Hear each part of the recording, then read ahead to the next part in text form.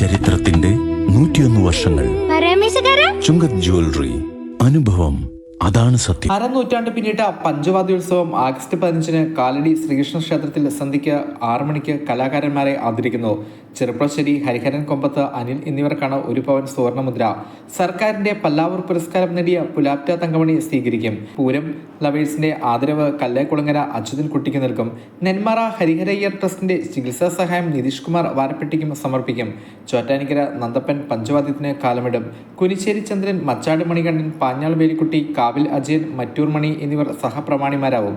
പതികാലം, ഇടക്കാലം, ഏകതാളം, ത്രിപുട, തിമില, ഇടയൽ എന്നീ ഭാഗങ്ങൾ വിസ്തരിച്ച് അവതരിപ്പിക്കും. കാലടി പഞ്ചവാദ്യോത്സവമാണ് ഈ വരുന്ന ആഗസ്റ്റ് 15 വൈകിട്ട് 6 മണിക്ക് ആരംഭിക്കുന്നത്. 1997 ആദ്യമായി കേരളത്തിൽ ഇങ്ങനെ ആസ്വാദനത്തിനായി മാത്രം ഒരു പഞ്ചവാദ്യം എന്നൊരു ചിന്ത ഉടലെടുത്തത്. അതിനെ പിന്തുടർന്നാണ് കഴിഞ്ഞ ഒരു വർഷം ഒഴികെ, കോവിഡ് വന്ന ഒരു വർഷം ഒഴികെ ബാക്കി എല്ലാ വർഷങ്ങളും നടന്നിട്ടുണ്ട്. 28ാമത്തെ പഞ്ചവാദ്യമാണിത്. വൈകിട്ട് 6 മണിക്ക് അനുമോദന സദസ്സോടുകൂടി അല്ലെങ്കിൽ ആദരണ സദസ്സോടുകൂടി ചടങ്ങ് ആരംഭിക്കും. 2022 കേരള സർക്കാരിൻ്റെ പല്ലാവൂർ പുരസ്കാര ജേതാവായ വി ബാലകൃഷ്ണൻ നായരെ ആദരിച്ചുകൊണ്ടാണ് ചടങ്ങുകൾ ആരംഭിക്കുന്നത്. തുടർന്ന് എല്ലാ വർഷവും ആസ്വാദക സമിതി നൽകി വരുന്ന സുവർണമുദ്ര പ്രദാനമാണ്.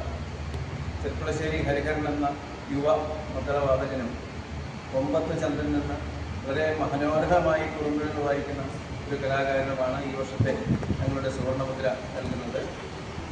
കൂടാതെ ഞങ്ങളുമായി ചേർന്ന് കഴിഞ്ഞ വർഷം മുതൽ